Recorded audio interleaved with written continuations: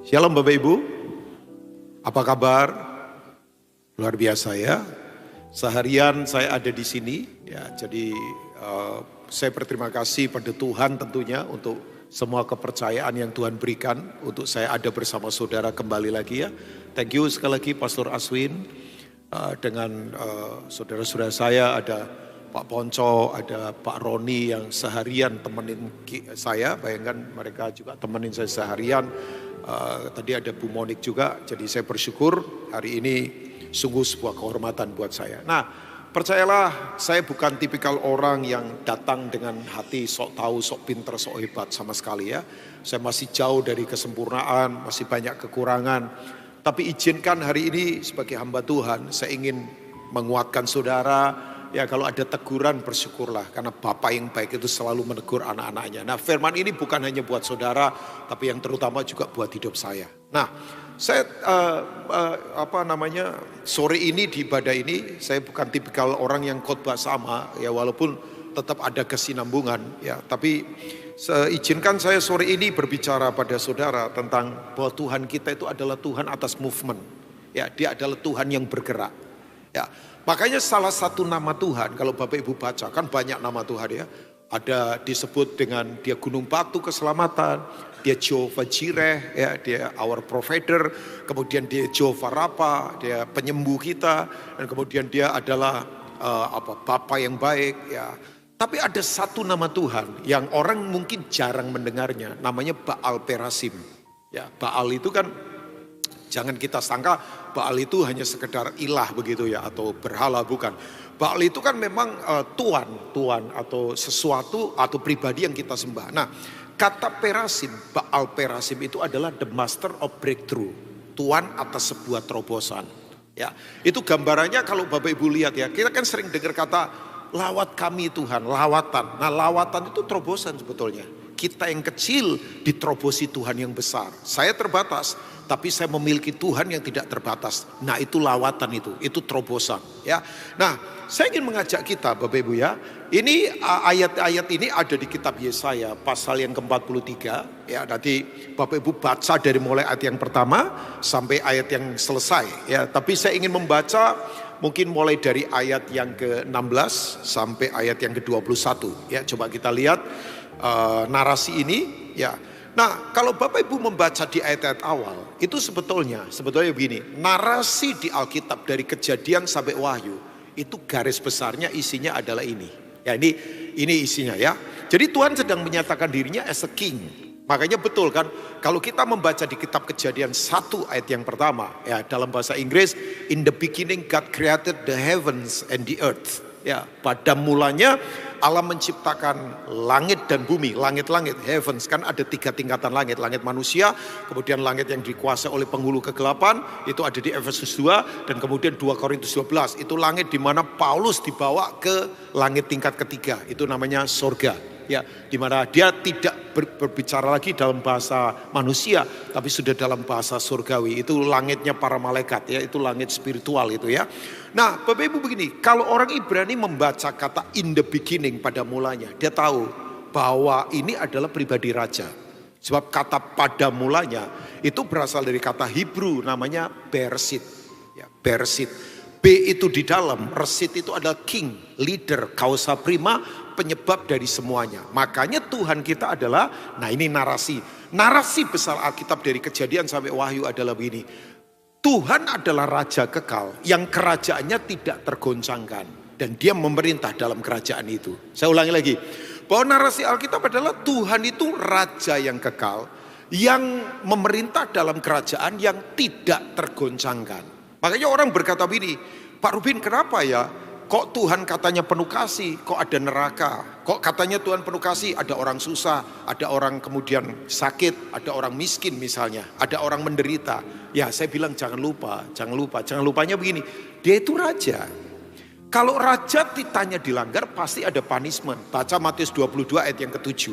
Itu perumpamaan raja yang mengadakan perjamuan nikah kan? Ya kan?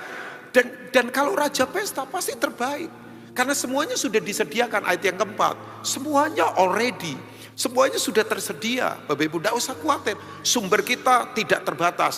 Tuhan selalu menyediakan yang terbaik buat kita. Yang setuju katakan amin. Tapi orang-orang yang dipanggil kan nggak mau. Ada yang sedang apa? Oh, kami baru beli lembu baru. Kalau sekarang yang mungkin ya apalah Pajero Sport baru, Ferrari baru, atau mungkin apa ya Hyundai baru, ya yang mobil listrik misalnya, atau apa? Kan lembu alat transportasi. Oh, kami lagi di ladang sibuk, ada tender-tender bisnis baru, ya, ada kemudian pekerjaan. Kami tidak punya waktu. Ada yang lagi baru menikah, mungkin ya baru honeymoon misalnya. Sampai kemudian Alkitab berkata orang-orang ini tidak mengindahkan. Itu bahasanya Matius 22 ayat 4, ayat 3 atau 4 lah. Nanti Bapak Ibu bisa baca. Nah, kata tidak mengindahkan itu adalah meremehkan. Ya, tahan saja multimedia tetap di Yesaya 43 ini tiba-tiba muncul saja. Karena begini, ini Alkitab Perjanjian Baru. Kalau Bapak Ibu membaca ayat 7, bergetarlah dan takutlah. Raja itu murka dan berkata, bunuh ini para pemberontak. Ya, bakar kotanya. Karena ini raja Bapak Ibu. Ya, sayang sih ya di gereja-gereja orang suka memberitakan Yesus hanya juru selamat, hanya penolong. Oh iya, dia juru selamat. Dia penolong, dia memang yang memberkati. Tapi jangan lupa dia raja. Raja itu kalau titanya dilanggar selalu ada punishment Bapak Ibu. Wong dia raja kok. Memang dia raja. Dia yang punya semuanya. Dia pencipta segala sesuatu. Dia memang raja Bapak Ibu. Ya, makanya saya katakan ini buat Bapak Ibu semua. Jadi narasi Alkitab adalah Tuhan itu raja yang tinggal dalam kerajaan yang tidak tergoncangkan. Dan dia raja yang kekal, tak terkalahkan. Goncang saja tidak, apalagi bangkrut. Jadi Bapak Ibu gak usah takut. Kalau kita ada dalam kerajaan Allah, kita tidak akan tergoncangkan dalam semua hal. Oh, masalah ada selama kita ada di dunia ini. Tapi kan selalu ada kedaulatan Tuhan yang tidak terbatas. Nah, saya ingin mengajak kita, setelah Tuhan memberitahu siapa dirinya di ayat-ayat awal, kemudian ayat 16 berkata begini, mungkin sampai ayat 21. Beginilah firman Tuhan yang telah membuat jalan melalui laut dan melalui air yang hebat. Ayat berikutnya. Ya. Yang telah menyuruh kereta dan kuda keluar untuk berperang, juga tentara dan orang gagah.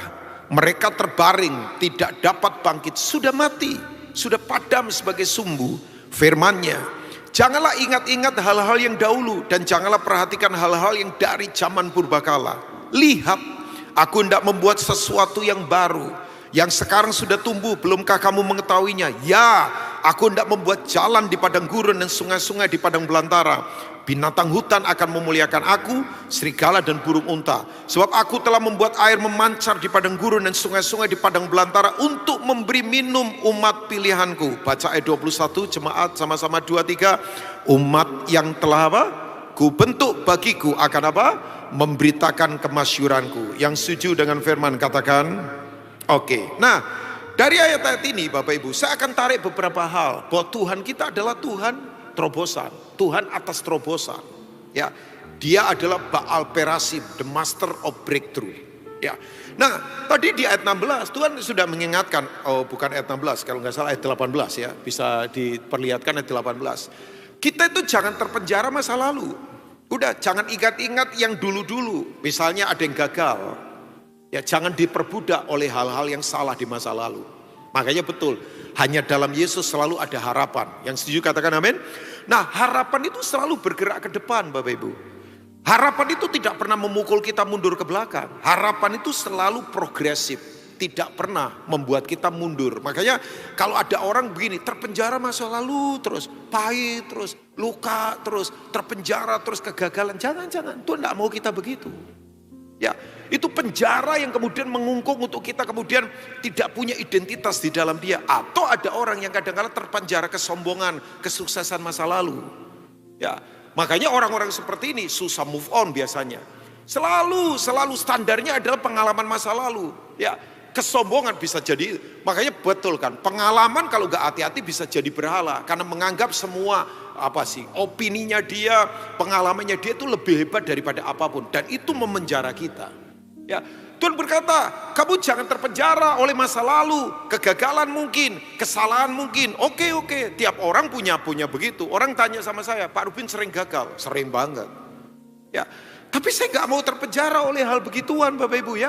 Itu menjadi pembelajaran buat saya untuk bangkit ya. Jadi intinya jangan kita terpenjara oleh hal-hal yang ada di masa lalu. Either itu kegagalan, either itu kesalahan, atau mungkin kesuksesan yang membatasi kemudian Tuhan bergerak dalam hidup kita.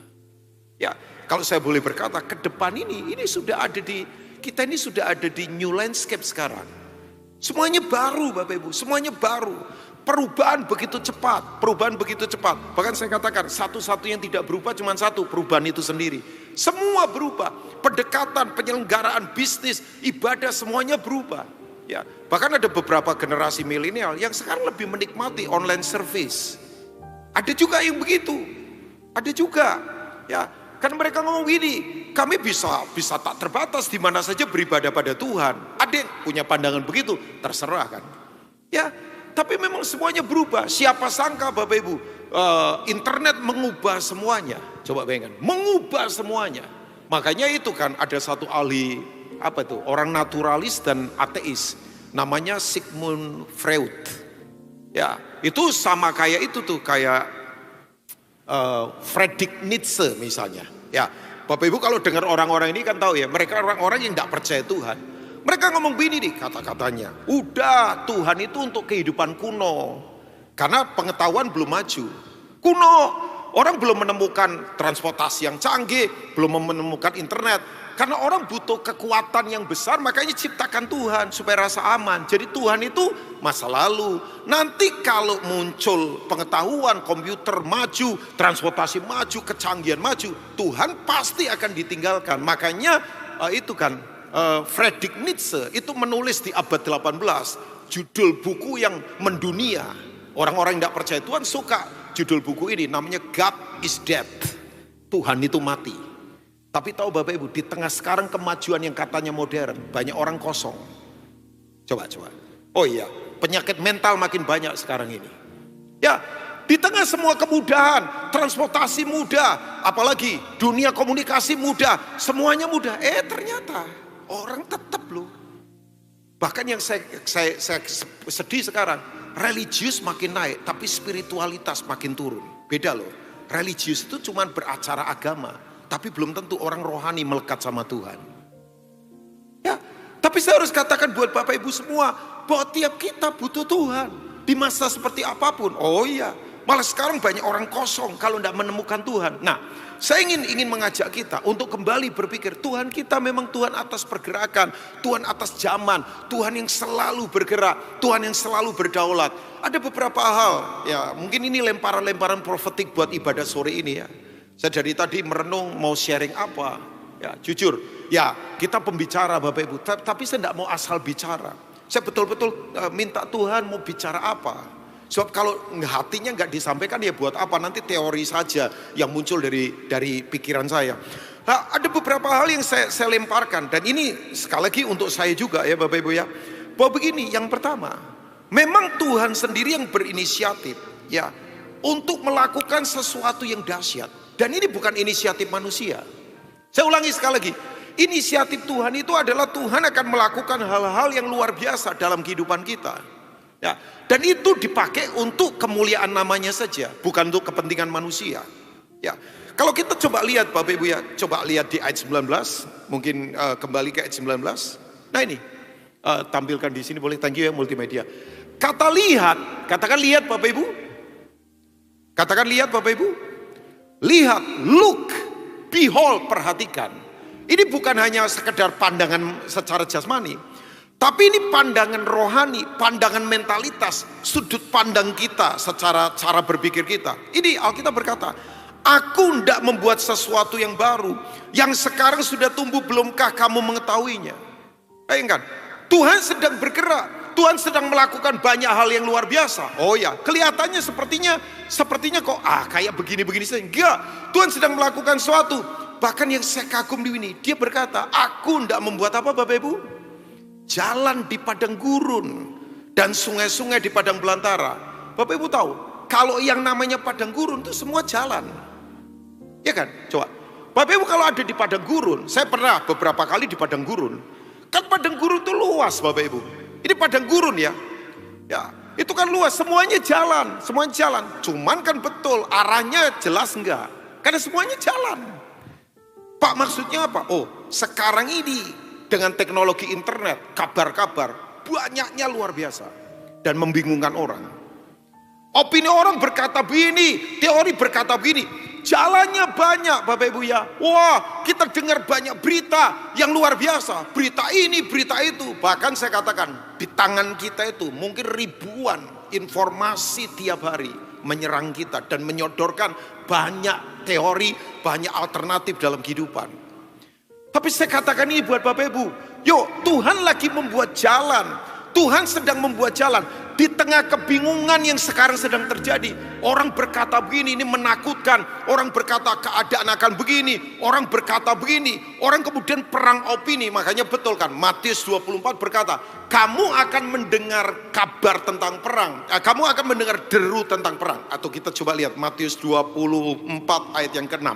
Coba kita lihat ya, supaya saya tidak salah mengucapkannya.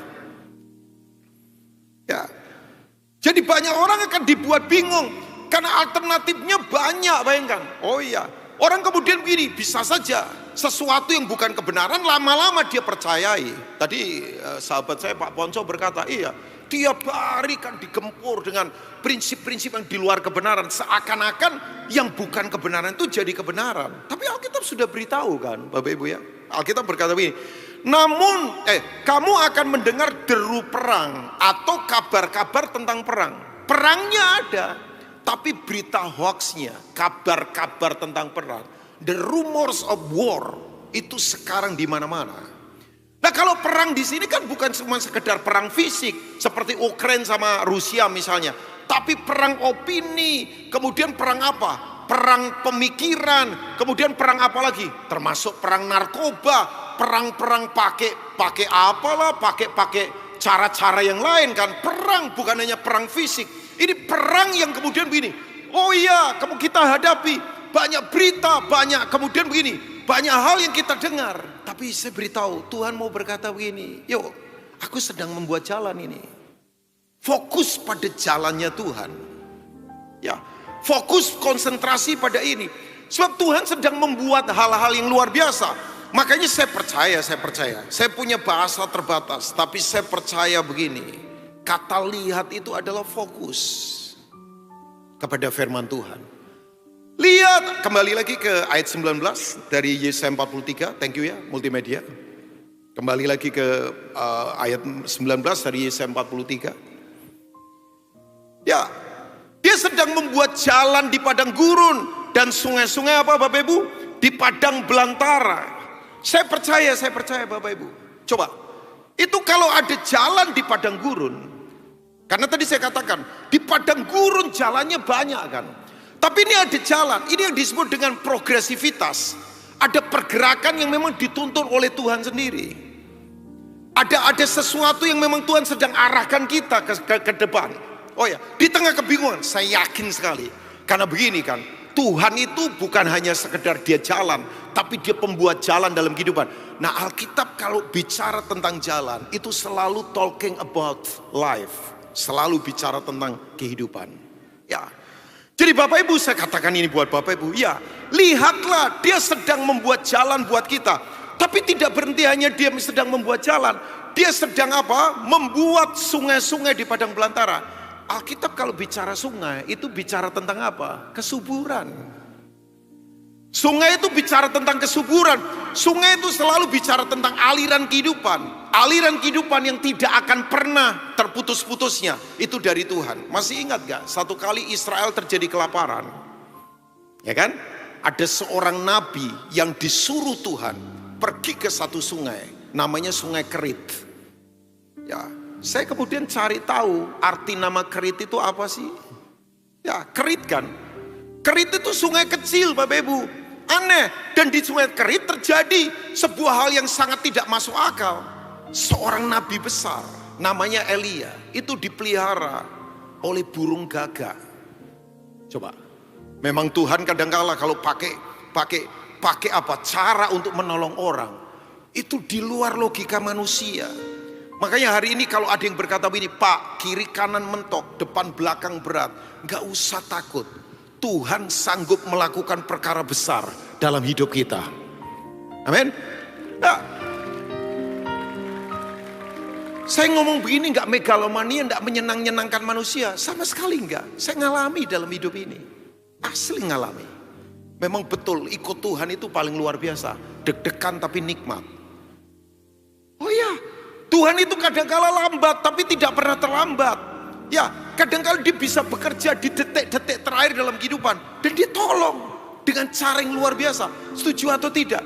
Karena betul kan Bapak Ibu, waktu Elia terjadi kelaparan kan, krisis kekeringan di Israel. Tuhan suruh Elia pergi ke sungai Kerit. Saya kemudian baru tahu arti nama Kerit itu artinya dipotong, dibersihkan. Ya, jadi itu pemotongan, semua lagi dipotong, semua lagi dibersihkan dengan semua cara kan. Oh, kalau kita ngomong sekarang, waduh, krisis bukan lagi sekarang teori, udah di depan mata dan sekarang udah dialami sekarang ini. Ya, Inggris saja terakhir kalau Bapak Ibu baca kan, saya kagetnya luar biasa. 4.500.000 penduduknya ngalami krisis. Sampai beritanya kan anak-anak di sekolah itu sampai ngunyah karet supaya tetap seperti makan, bayangkan. Inggris loh Bapak Ibu. Ini negara maju loh, bayangkan. Bapak Ibu bacakan di media.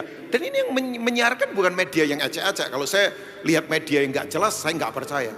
Ini beberapa media yang terpercaya menyiarkan itu. Dan saya tanya sama beberapa teman, betul Pak Rubin, terjadi begitu. Coba. Ya, 60 negara sudah dalam kondisi berat kan. Ya, saya yakin Bapak Ibu sudah dengar informasi ini. Dan kondisi sekarang memang tidak gampang.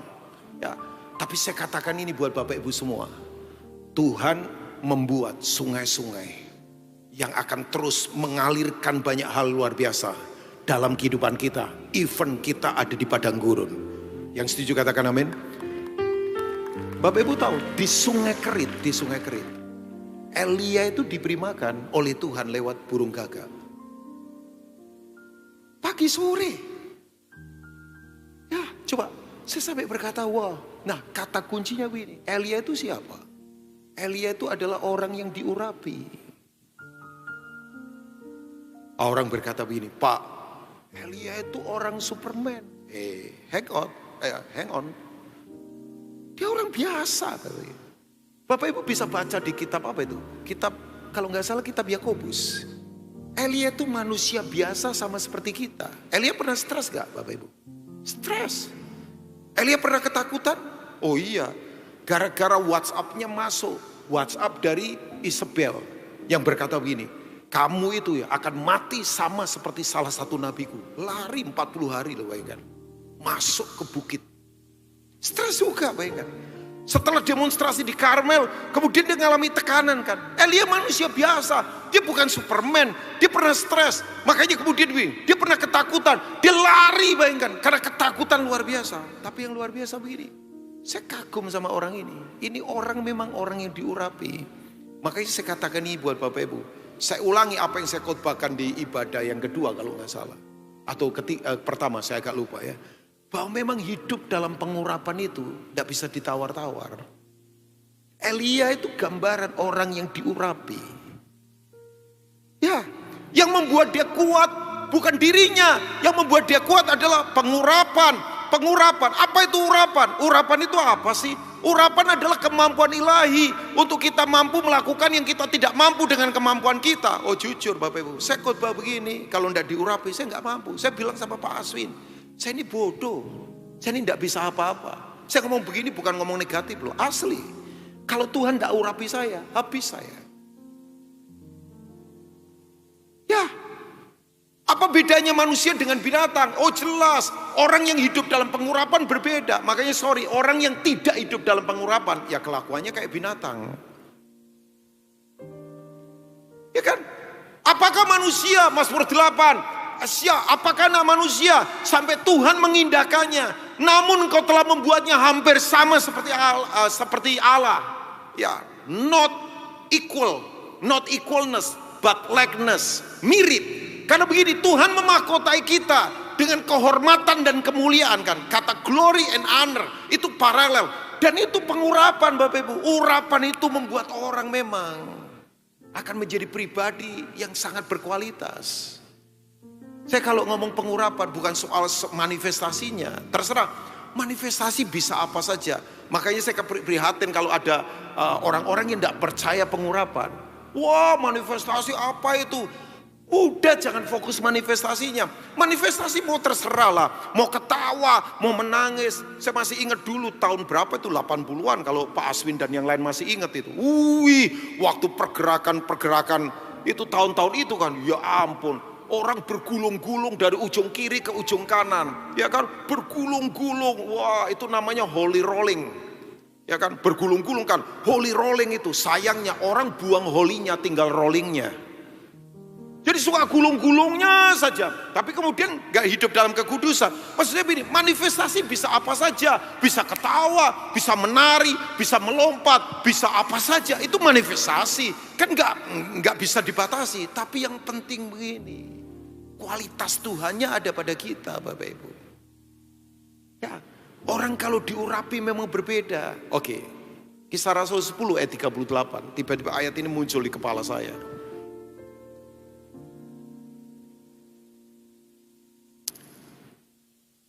Saya sangat percaya di masa sukar seperti ini, anugerah Tuhan akan makin berlimpah-limpah buat orang-orang yang hidup benar di hadapan Tuhan. Yang percaya katakan amin. Bahkan saya katakan Tuhan sendiri yang akan mengerjakannya. Amin Bapak Ibu. Oke, ini dia. Yesus waktu dia jadi manusia. Lukas berkata begini, kan penulis Kisah Rasul Lukas ya. Yaitu tentang Yesus dari Nazaret. Berarti kan as a man. Kalau di anak Allah berarti tentang Yesus dari sorga kan. Tapi ini tentang Yesus dari Nazaret. Which is Nazaret itu adalah desa kecil di Galilea sana, dekat Kana kan. Nah, bagaimana Allah mengurapi dia? Dengan apa Bapak Ibu? Roh Kudus dan kuat kuasa. Jadi bayangkan, Yesus itu menyembuhkan orang, membangkitkan Lazarus, memberi makan ribuan orang dengan modal kecil. Yesus kemudian begini, mencelikan yang buta. Yesus kemudian membuat yang tuli bisa mendengar, yang bisu bersuara. Itu karena ini. Makanya Alkitab berkata, dia yang berjalan berkeliling sambil berbuat baik dan menyembuhkan semua orang yang dikuasai iblis, sebab Allah menyertai dia. Ini anointing Bapak Ibu. Ya, pengurapan Bapak Ibu. Di mana orang betul-betul dikuasai oleh kemuliaannya sendiri. Nah, saya katakan ini buat Bapak Ibu. Elia dalam masa krisis, Tuhan suruh dia ada di aliran yang datang dari Tuhan sendiri, namanya Kerit. Di Keritlah terjadi mujizat. Saya sungguh-sungguh bernubuat. Ada beberapa saudara yang sekarang ini datang mentok, jalan keluar belum terbuka. Tidak usah kecewa dan putus asa. Percayalah begini, kalau Tuhan berinisiatif dan berjanji, dia pasti tepati dengan cara yang luar biasa. Tapi tujuannya, nah jangan tepuk tangan dulu. Oh senangnya diberkati memang ya. Tapi itu nggak apa-apa. Tapi tujuannya begini, Tuhan dimuliakan, bukan untuk kita. Ya. Saya kalau flashback hidup saya sampai hari ini, saya berkata, wow. Saya bilang tadi sama Pak Aswin, kadang-kala saya, ya nggak kadang-kala, saya tuh nggak pernah terbesit loh di otak saya untuk cari keuntungan apapun di kehidupan. Makanya saya bilang, makanya kita ini kadang susah-susah saja ya sebagai, ya gak apa-apa kita bercanda sebagai hamba Tuhan dengan tim saya. Nulis buku yang gak pernah dijual, kaset juga gak pernah kita jual. Ya, teman-teman saya bilang, kamu di satu tempat kasetmu ribuan lo dijual. Ya udah gak apa-apa, kamu gak minta royalti, ya ampun ngapain lagi. Dapat cuma-cuma, berikan cuma-cuma, supaya hidup tidak jadi percuma. Saya prinsipnya begitu, dapat cuma-cuma, bagikan dengan cuma-cuma supaya hidup saya tidak jadi percuma. Rewardnya dari mana? Warisan saya dari Tuhan nih. Istri saya kalau saya tanya, sayang, ini kita perlu ini, ada dana enggak? Padahal saya tahu, enggak ada. Dia ngomongnya luar biasa. Oh dana kita banyak sayang, tapi belum cair. Ya pasti sebentar cair. Dan betul. Bapak Ibu kan, ya silakan Bapak Ibu deteksi apa yang saya katakan. Tanpa saya punya motif apapun. Tuhan tolong begitu luar biasa. Oh iya, ya beberapa teman tanya, anakmu gimana? Udah selesai di masa pandemi. Dia lulus dari Australia. Ya, selesai sudah. Saya berani cerita begini udah selesai. Kalau belum selesai kan orang berkata, pendeta ini mancing-mancing. Enggak, saya berani cerita udah selesai. Dan kalau orang tanya, gimana caranya? Ya susah. Ya, coba di masa pandemi, sudah tahu kan masa pandemi? Ya ampun, semua stres. Itu waktu pandemi 2 tahun itu, saya termasuk stres juga. Biasa pergi kemana-mana, tiba-tiba enggak bisa kemana-mana. Ya, saya sampai dengar teman saya berkata, Pak Rubin yuk tolong. Ada beberapa pendeta, enggak banyak lah. Mau bunuh diri gara-gara rasa jobless, enggak ada kerjaan. Sampai saya bilang, kasihan, kita tolonglah. Ya nolong bukan sekedar uang, kita bangkitkan semangat mereka, kita kemudian kuatkan mereka. Oh ya semua stres, bayangkan. Pengusaha stres, semua stres coba. Itu profesi yang huruf P semua stres semua. Pilot stres, penyanyi stres, pemusik stres. Pemusik stres. Saya ketemu full timer musik di gereja pada stres, gak pelayanan, bayangkan. Pendeta stres. Saya baca satu artikel ketawa, ya pencopet di Bangkok turun omset 75%. Gak ada yang dicopet, bayangkan. Semua. Oh iyalah, oh iya, semua. Tapi pertanyaan saya, orang tanya begini sama saya, Pak Rubin nganggur masa pandemi? Enggak. Pak Rubin diberkati. Dan tahu nggak Bapak Ibu, saya ngalami ada orang yang tidak pernah saya kontak. Tidak pernah saya kontak. Selama pandemi itu tiba-tiba perhatikan saya. Dan begitu selesai pandemi udah. Ya, aneh. Saya yakin Bapak Ibu pun mengalami, bukan hanya saya. Makanya itu yang saya katakan Bapak Ibu. Tidak usah khawatir, Tuhan itu kalau berinisiatif, tidak ada kekuatan yang bisa menghalangi untuk Tuhan melakukan apa yang Dia janjikan. Saya ulangi, Tuhan kalau berinisiatif, tidak ada kekuatan manusia siapapun yang bisa menghalangi Tuhan untuk melaksanakan apa yang Dia janjikan. Kuncinya begini, fokus, behold, perhatikan, lihat. Ini informasi banyak, di padang gurun itu banyak jalan.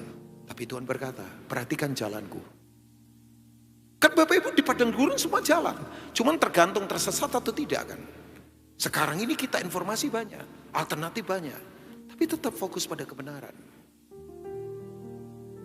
Yang kedua Bapak Ibu, saya lemparkan perenungan ini. Jujur ya, saya harus katakan. Gereja ini sekarang seperti sedang sakit bersalin. Menggeliat. Ini waktu-waktu akhir Bapak Ibu. Ini bahasa yang Paulus katakan, aku itu sedang sakit bersalin. Karena akan ada sesuatu yang luar biasa. Coba, saya kaget di pasal 43 Yesaya, kembali multimedia ke ayat yang ke-20. Saya lagi menantikan ini Bapak Ibu. Yesaya 43 ayat yang ke-20. Ya, boleh multimedia, thank you ya. Nah ini, ditampilkan di layar, thank you ya. Ini. Bapak Ibu kalau membaca ayat ini yang ada di pikiran kita apa? Saya nggak tahu Pak Aswin, Pak Roni, Pak Ponco kalau membaca ayat ini yang ada di pikiran beliau-beliau ini apa? Tapi ini kalau menurut saya ini revival. Ya, binatang hutan itu kan liar-liar Bapak Ibu, yang susah dikendalikan.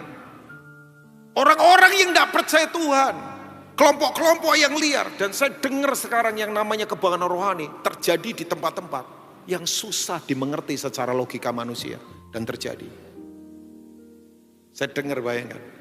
Ada orang dengan timnya bisa baptis ribuan orang di tempat yang tidak mungkin terjadi lawatan. Di negara, di tempat, oh iya. Sampai saya berkata, wah. Ini Alkitab katakan. Binatang hutan akan memuliakan aku, serigala dan burung unta. Ya, ini kan kelompok-kelompok keras, kelompok liar, kelompok yang kemudian begini. Saudara bisa definisikan lah. Serigala bukan domba ya. Kemudian binatang hutan ya. Ini kelompok-kelompok yang, ya maksud saya begini. Ini orang-orang yang keras, orang-orang yang menolak Tuhan, orang-orang yang hatinya membatu lah kalau saya pakai bahasa rohani ya. Orang-orang yang aneh. Mestinya tidak sepertinya tidak mengalami lawatan, tapi terjadi. Makanya saya katakan gereja sekarang, saya nggak tahu Bapak Ibu rasakan atau tidak ya. Kita ini seperti sedang sakit bersalin loh, menggeliat. Karena memang ada sesuatu ilahi yang akan terjadi di depan. Saya percaya itu Bapak Ibu. Tapi kalau sakit bersalin nggak apa-apa, asal jangan sakitnya karena salah makan. Ya, atau sakit yang memang ya itu kita keliru dalam kehidupan. Ya. Jadi begini Bapak Ibu, ada sesuatu, ada lawatan yang Tuhan akan kerjakan. Makanya saya dorong Bapak Ibu, hati misi jangan sampai luntur dalam hidup kita. Misi itu hati Tuhan sendiri, karena dia mengasihi jiwa-jiwa. Coba kalau suka membaca Bapak Ibu ya, klik atau search di Google, itu namanya pergerakan Moravia. Kira-kira itu pergerakan itu abad 16 sampai abad sekian. Dan itu pergerakan Moravia, bayangkan. Doa syafaat itu berlangsung sampai 1 abad, 100 tahun tidak berhenti-berhenti. Itu Moravian Movement namanya.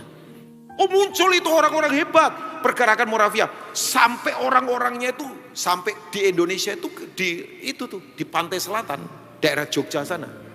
Itu kira-kira di abad 17-18 mereka sudah datang. Seluruh dunia bayangkan. Wah, saya tuh kalau baca ceritanya, ini orang-orang biasa Bapak Ibu. Tapi Tuhan pakai begitu luar biasa. Ya, dalam pergerakan di mana begini, mereka bergerak begitu luar biasa sampai menjangkau banyak tempat yang susah dijangkau sebelumnya. Nah, saya ingatkan buat Bapak Ibu, Tuhan sedang mengerjakan ini. Makanya betul, saya seringkali dicek, yang saya lakukan itu kalau tidak seperti yang Tuhan sedang lakukan, percuma kan? Ya, saya ulangi lagi, apa yang saya lakukan kalau tidak seperti yang Tuhan lakukan, ya capek hidup ini Bapak Ibu. Makanya saya ajak buat Bapak Ibu semua, yuk, memang kita sekarang sedang menggeliat rasa sakit di dalam. Kan Paulus berkata begini, semua orang sekarang ini, oke, saya baca di Roma pasal 8 sebentar ya. Ini ayat-ayat ini muncul di kepala saya. Roma pasal 8, saya berharap saya nggak salah ayat, tapi coba lihat di ayat berapa itu. Roma pasal 8, coba. Ayat 18 ya. Roma pasal 8 ayat yang ke-18. Saya percaya akan ada lawatan yang luar biasa. Ya, akan ada jiwa-jiwa yang datang kepada Tuhan secara pribadi. Yang mau katakan amin. Bukan sekedar memperbesar organisasi, bukan. Tapi sungguh-sungguh Tuhan akan dimuliakan. Oh ya. Bapak Ibu bersiaplah Bapak Ibu. Satu kali nanti akan datang orang-orang yang tadinya tidak percaya pada Tuhan dan berkata, saya tadi dengar Pak Roni cerita lagi naik taksi, dan kemudian ada orang yang kemudian ya sempat dilempari beberapa prinsip kebenaran firman. Saya berkata, memang sekarang akan ada kehausan yang luar biasa. Oh ya, Bapak Ibu setuju atau tidak, ladang ini sedang menguning sekarang. Cuman persoalannya adalah para penuai. Malah Alkitab berkata begini, mintalah para penuai, ladang sedang menguning Bapak Ibu. Saya tidak bisa ceritakan banyak hal detail Bapak Ibu. Tidak mungkin saya ceritakan banyak hal detail. Saya dengar dan saya terlibat dalam beberapa hal. Memang Tuhan sedang melawat dengan cara yang luar biasa. Saya yakin gereja adalah alat terakhir Tuhan untuk mengerjakan kehendaknya sampai dia datang kembali yang kedua kali. Untuk kita bertemu dengan dia. Yang percaya katakan amin. Oh ya, akan ada lawatan yang luar biasa. Nah begini, kita memang sedang menggeliat. Paulus berkata begini, sebab aku yakin bahwa penderitaan zaman sekarang ini tidak dapat dibandingkan dengan apa Bapak Ibu? Kemuliaannya akan dinyatakan kepada kita. Ya, ini yang kita sedang tunggu, di mana dia akan datang untuk kemudian memerintah bersama kita. Nah Alkitab berkata begini, sebab dengan sangat rindu, dengan sangat apa Bapak Ibu? Rindu seluruh makhluk menantikan anak-anak Allah dinyatakan. Siapa anak-anak Allah? Kita, katakan kita Bapak Ibu. Kita sedang dinantikan, bayangkan. Semua sedang rindu menantikan anak-anak Allah dinyatakan. Sayangnya, orang dunia sekarang lihat orang Kristen berkata, sami mawon orang Kristen. Enggak. Saya beritahu Bapak Ibu, kita jangan hanya sekedar jadi orang beragama Kristen. Tapi kita memang punya karakter anak-anak Allah. Ya, di bisnis di mana saja, nyatakan bahwa kita memang berbeda. Oh ya, saya satu kali lagi ada di satu tempat sebelum khotbah, ada ibu-ibu bayangkan ngomong begini, semua pendeta sama, ujungnya duit pasti. Wah saya marah. Tapi karena pendeta marah kudus kan, gak boleh marah yang lain kan. Saya bilang, Bu, tidak semua begitu, Bu. Jangan begitu. Saya berkata, wah ternyata memang orang ini luka karena dibegitukan sama pendeta. Saya bilang, Ibu jangan generalisasikan semuanya begitu. Enggak. Tapi memang kan menyedihkan Bapak Ibu.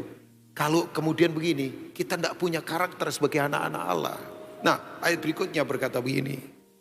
Ya, karena seluruh makhluk telah ditaklukkan kepada kesia-siaan bukan oleh kehendaknya sendiri, tetapi oleh kehendak Dia yang telah menaklukkannya. Tetapi dalam pengharapan karena makhluk itu sendiri akan dimerdekakan. Ya, dari apa Bapak Ibu? Hah? Perbudakan kebinasaan dan masuk ke dalam kemerdekaan kemuliaan anak-anak Allah. Nah, ayat yang ke-22 kalau boleh kita sama-sama baca. Ini yang sedang terjadi. 2, 3. Sebab kita tahu sampai sekarang segala makhluk sama-sama mengeluh dan sama-sama apa Bapak Ibu? Merasa sakit bersalin. Dan bukan hanya mereka saja, tetapi kita yang telah menerima karunia sulung roh, kita juga mengeluh dalam hati kita sambil menantikan pengangkatan anak, yaitu pembebasan tubuh kita. Jadi saya yakin ini masa semuanya lagi seperti menggeliat sakit di dalam. Tapi saya yakin akan ada lawatan yang luar biasa yang tidak terbatas. Makanya saya ingatkan buat Bapak Ibu semua, tetap fokus pada Tuhan. Ya, ada lawatan yang akan terjadi. Oh iya, kita jangan berkata begini, Pak, kadang-kala saya putus asa loh Pak. Lihat sekitar saya, ketidakadilan, kejahatan, yang salah jadi benar, yang benar jadi salah. Gara-gara duit semuanya bisa diatur. Pak, saya hopeless Pak, dipertontonkan banyak kejahatan di depan mata. Itu seperti kayak Habakuk, nabi yang kemudian stres. Karena melihat ketidakadilan, melihat orang jahat sepertinya enak, melihat orang benar sepertinya tertindas, melihat orang benar sepertinya gak tertolong, melihat semua keadilan muncul terbalik. Tapi Tuhan berkata, Habakuk, nantikan aku, keadilanku akan terjadi. Jadi hari ini maksud saya begini, Bapak Ibu bersiaplah, akan ada hal ajaib yang Tuhan akan kerjakan buat kita. Nah saya tutup dengan ini, Tuhan bergerak, bukan semuanya enak. Coba kita ke ayat 21 dari Yesaya pasal 43. Setelah itu saya akan selesai. Ya, sorry, jangan jadi orang Kristen yang gampangan. Tuhan pasti akan membentuk kita. Tapi pembentukan Tuhan itu punya tujuan pasti. Coba kita lihat ya. Ya, makanya saya harus katakan ini buat Bapak Ibu semua. Kalau Tuhan membentuk kita, Yesaya 43, tetap ayat yang ke-21 ya. Saya akan tutup dengan beberapa hal ini. Setelah ini kita berdoa. Jadi, lihat akan ada jalan yang Tuhan bikin. Lihat akan ada sungai-sungai yang mengalir dalam kehidupan kita. Itu kesuburan, progresivitas, ada kreativitas, ada sesuatu yang ilahi yang akan terjadi. Tapi begini Bapak Ibu, apakah itu menghilangkan proses? Enggak. Ya, jadi kalau ada berkata begini, Pak Rubin, jadi Kristen kok enggak gampang ya? Ya memang. Jadi Kristen kok enggak mudah ya? Ya memang. Ya, oh ini Pak Rubin penganut teologi penderitaan. Enggak, saya tetap seimbang saja. Ya, tapi coba Bapak Ibu ya, semua memang akan mengalami proses. Dan proses itu bagus sebetulnya. Makanya betul kata murid, disciple, dari kata itu kan muncul kata disiplin. Tidak pernah orang bisa jadi murid kalau tidak didisiplin. Kata disiplin itu dalam bahasa aslinya itu muncul kata baideo. Itu adalah cemeti. Makanya Alkitab berkata begini, ya kalau cambuk apa sih? Pukul anakmu dengan alat rotan supaya engkau menyelamatkan nyawanya.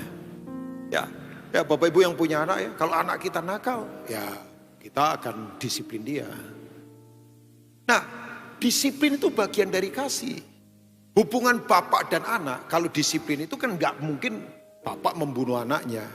Ini dalam konteks bapak yang waras loh. Ya, dalam keluarga Bapak Ibu, yang namanya disiplin itu penting, nggak bisa seenak-enaknya. Ya, kenapa perlu disiplin? Karena kita ini tinggal di tubuh yang sudah jatuh ke dalam dosa. Saya perlu didisiplin. Makanya saya selalu bilang sama orang-orang yang dekat dengan saya, tegur saya, ingatkan saya. Gak ada yang kebal. Bahkan saya katakan, ini prinsip saya ya. mungkin beberapa orang nggak bisa terima, tapi ini prinsip saya. Dalam Tuhan itu tidak ada orang nomor satu, semua nomor dua. Yang nomor satu itu Tuhan Yesus. Makanya kita saling apa? Saling mendoakan, saling kemudian apa? Saling mengingatkan, saling kemudian apa lagi? Saling itu tuh menegur satu dengan yang, tapi dengan kasih, bukan menghancurkan kan? Disiplin penting Bapak Ibu. Nah, Alkitab berkata begini, Tuhan akan berperkara luar biasa, tapi kita tetap akan mengalami proses. Makanya Alkitab berkata, baca sama-sama yuk ayat terakhir ini, setelah ini kita akan selesai. 2, 3. Umat yang telah kubentuk bagiku akan apa Bapak Ibu? Memberitakan kemasyuranku. Jadi kata dibentuk dan kemasyuran itu paralel. Tidak ada yang terbentuk indah tanpa dibentuk. Saya ulang lagi, tidak mungkin terbentuk indah kalau orang tidak mau dibentuk dalam kehidupan. Saya masih ingat, saya kemarin sharing di Bipro, ya, saya masih ingat sekali. Zaman awal-awal saya pelayanan, saya makanya ketemu teman-teman misalnya yang punya anak pendeta, saya bilang, wih anakmu jadi pendeta ya sekarang. Iya, memang punya calling Pak Rubin. Ya udah, kalau punya calling ya memang punya calling dipanggil Tuhan kan. Ya, saya senang sekali. Tapi bapaknya ngomong, Pak Rubin dampingin lah, kasih tahu dia nilai-nilai. Oh iya, saya mau banget. Ya kita terus ngobrol. Iya, zaman dulu ya kita pelayanan. Wih, saya masih ingat awal-awal pelayanan. Ya, tapi tiap orang punya favor. Nggak harus seperti kita kan. Makanya saya nggak setuju kalau orang harus menderita kayak saya. Jangan-jangan. Tiap orang punya favor, tiap orang punya proses masing-masing. Saya masih ingat Bapak Ibu. Awal-awal pelayanan, bayangkan selesai kuliah. Saya tidak bermaksud mau jadi pendeta, bayangkan. Jadi kalau Pak Aswin berkata, saya itu gak punya pikiran untuk jadi pendeta. Ya sama kayak saya. Saya itu kan anak nomor 1 dari 8 bersaudara. Pengennya jadi profesional untuk membantu keluarga. Tapi gak tahu Tuhan panggil. Ya selesai kuliah saya kemudian pelayanan. Dan saya masih ingat saya pelayan di satu tempat. Wih, itu pendetanya galaknya minta ampun. Ketelat doa pagi. Kita bisa diseret dari tempat tidur dan bisa dimarah-marahin. Oh iya, coba. Padahal saya di situ membantu saja, nggak jadi full timer. Wih, tapi kemudian kalau saya tengok ke belakang, saya itu bisa begini karena dibentuk memang. Ya, gak apa-apa. Itu membuat saya jadi lain memang dalam kehidupan. Pembentukan itu bagus. Sudah tahu nggak? Kata problem itu kan begini. Orang dilemparkan ke depan supaya hidupnya lebih maju. Semua penemuan-penemuan baru itu selalu ada di tengah krisis. Selalu. Kenapa mobil diketemukan oleh Henry Ford? Salah satu pertimbangannya adalah karena begini, hasil pertanian cepat busuk. Sebab tidak bisa didistribusikan secara cepat. Mobil diketemukan. Ya. Kenapa vaksin diketemukan? Misalnya vaksin COVID. Ya karena ada itu, ada pandemik. Semua kemudian menemukan itu kan. Di tengah masalah selalu ada itu. Makanya betul itu ungkapannya John Maxwell kalau nggak salah. Ya kalau nggak salah ini, kalau nggak salah. Tiba-tiba ingat itu saja. Dia berkata begini, musuh utama daripada baling-baling kapal itu adalah arus air. Musuh utamanya kan. Karena baling-baling kapal mesti melawan arus air. Tapi kalau arus air dihilangkan, ya kapal tidak bisa kemana-mana. Betul kan? Coba. Musuh daripada apa sih? Pesawat misalnya, sayap itu adalah tekanan udara kan. Yang kemudian dia harus melawan itu. Ya di atas kan. Tapi kalau udara tekanannya hilang, ya pesawat jatuh. Ya. Jadi tantangan pada saat bersamaan itu akan membuat kita justru akan bergerak maju. Asal kita responnya benar. Makanya hidup ini bukan tentang problem. Hidup ini tentang respon kita terhadap problem. Problem tidak membuat orang berubah sebetulnya. Pernah ketemu orang begitu ngalami masalah. Lari ke narkoba, lari ke dugem, lari ke hal-hal yang merusak. Ada. Tapi ada orang begitu ngadapin masalah. Berpikir kreatif. Lebih kuat dalam kehidupan, dibentuk begitu luar biasa. Nah Tuhan itu kalau membentuk, dia tidak benci kita. Bapak Ibu pernah berpikir nggak? Saya tutup dengan ini ya. Kenapa Musa disuruh oleh Tuhan melepaskan Israel dari Mesir kan? Musa yang disuruh, ya kan Musa. Tapi pada saat bersamaan yang aneh, Fir'aun itu hatinya dikeraskan oleh Tuhan supaya Israel tidak boleh keluar dari Mesir. Itu kan kayak bercanda coba. Tuhan suruh Musa mengeluarkan Israel dari Mesir. Tapi pada saat bersamaan Tuhan keraskan hati Firaun supaya Israel tidak boleh keluar dari Mesir. Bisa dibayangkan gak Bapak Ibu? Tapi dari situ saya kemudian menyadari, setelah dari Mesir itu perjalanannya tidak gampang. Makanya banyak yang mati di padang gurun karena gak kuat dalam kehidupan. Jadi hari ini begini, kalau Tuhan proses tolong jangan sampai begini, gak berdoa lagi, gak pelayanan lagi. Jangan. Buktikan bahwa kita orang-orang yang mengasihi Tuhan itu karena begini, tidak dikendalikan oleh situasi kita, tapi kita tetap fokus pada Dia. Kalau Tuhan berjanji, saya ulang lagi, pasti ditepati dan tidak ada kekuatan yang bisa menghalangi kuasa Tuhan bekerja. Yuk baca sama-sama ayat ini. Setelah ini kita selesai. Oh sudah ya, umat yang telah kubentuk bagiku akan memberitakan apa Bapak Ibu? Kemasyuranku. Pembentukan tetap ada. Sampai kapan Pak Rubin? Sampai kita dipanggil pulang oleh Tuhan. Saudara jangan lihat saya, Rubin Ong enak-enak ya. Diproses juga. Makanya saya punya prinsip dalam hidup sederhana. Nikmati semua ketidaknikmatan dengan cara senikmat-nikmatnya. Saya ulangi lagi. Nikmati semua ketidaknikmatan dengan cara senikmat-nikmatnya. Saya ulangi lagi. Nikmati saja semua ketidaknikmatan dengan cara senikmat-nikmatnya. Selamat datang dalam sesuatu ilahi yang Tuhan akan kerjakan. Bersiaplah, Tuhan yang punya inisiatif. Tuhan pasti akan melaksanakannya. Tuhan memberkati Bapak Ibu. God bless you all. Amin buat firman Tuhan. Mari kita bangkit berdiri bersama-sama. Mari bangkit berdiri bersama-sama. Shedekara papa. Oh karapala papa. Jalan itu pergerakan. Sungai-sungai itu kesuburan. Ya, akan ada hal-hal ilahi, ada lawatan.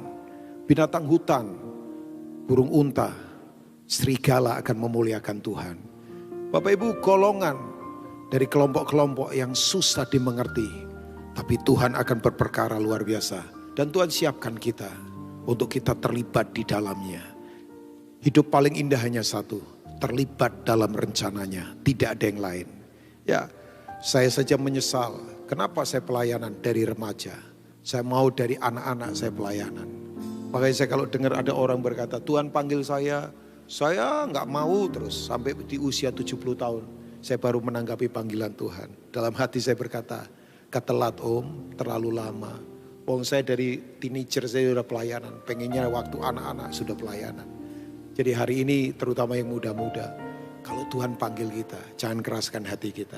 Dan kalau saya bilang pelayanan, gak harus khotbah seperti ini.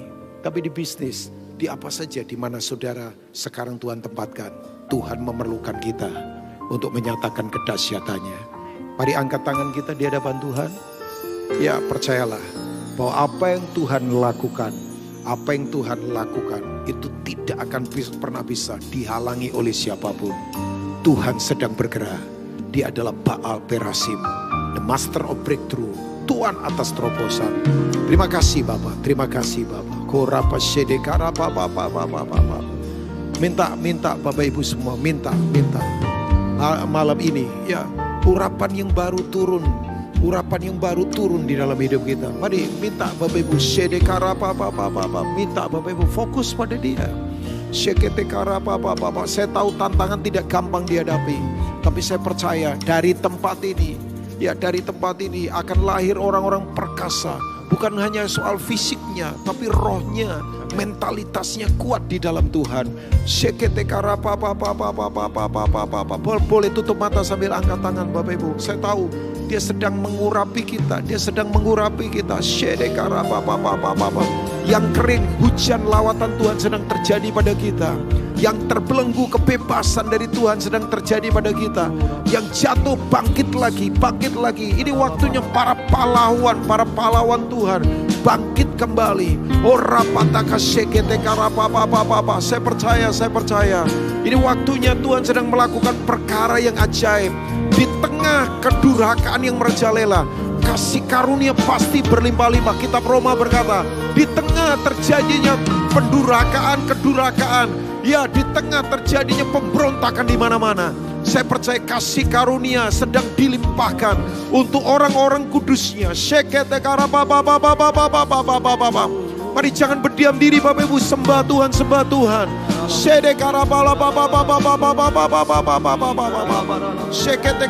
Inisiatifnya Tuhan sendiri. Tuhan sendiri yang akan menyediakan yang terbaik. Ada providence dari Tuhan, percayalah.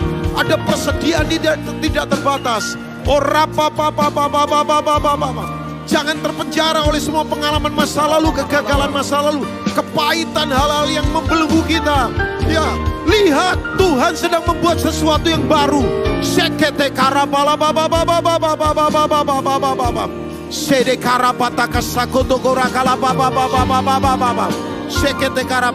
Jangan tinggalkan tempat ini tanpa mengalami terobosan yang datangnya dari Tuhan. Sekata karapata kasakoto korakala baba baba baba baba baba. Di karapata kasekete karababa baba baba baba. Oh karapata kasekete karababa baba baba.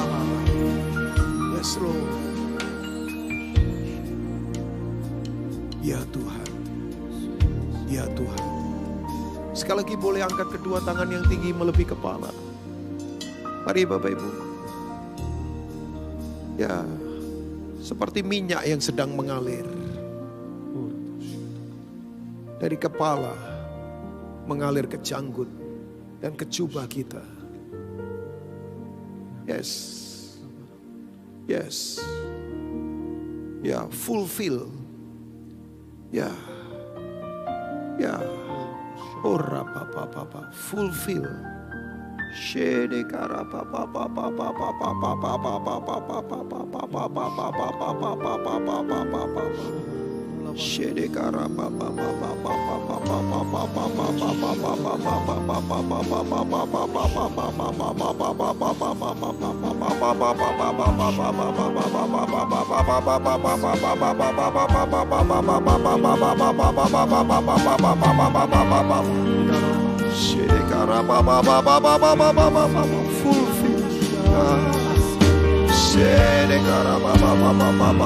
rasakan air yang memancar dari padang belantara, rasakan air yang memancar dari gunung-gunung batu, rasakan sungai-sungai yang mengalir. Orapa shede kene kene kana kana karabana kana kesekene karabana kono kono kora kalababa shede kana karababa baba baba baba baba baba baba, membasahi yang letih, menguatkan yang goncang, membangkitkan yang jatuh. Orapa baba baba baba baba baba, orapa baba kekeringan ya dihujani oleh hujan Tuhan.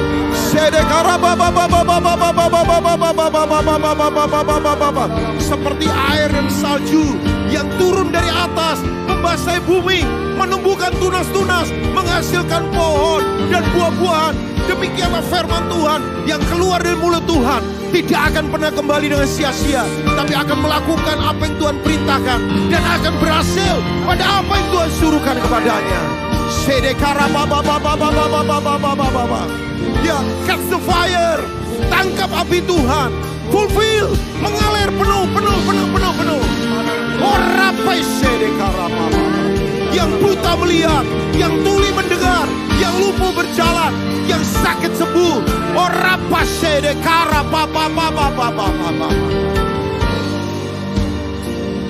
Ya Tuhan, ya Tuhan, ya Tuhan, ya Tuhan. Jangan lepaskan itu, jangan lepaskan itu, jangan lepaskan itu.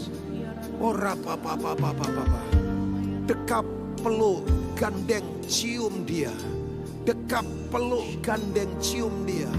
Hadiratnya, pribadinya.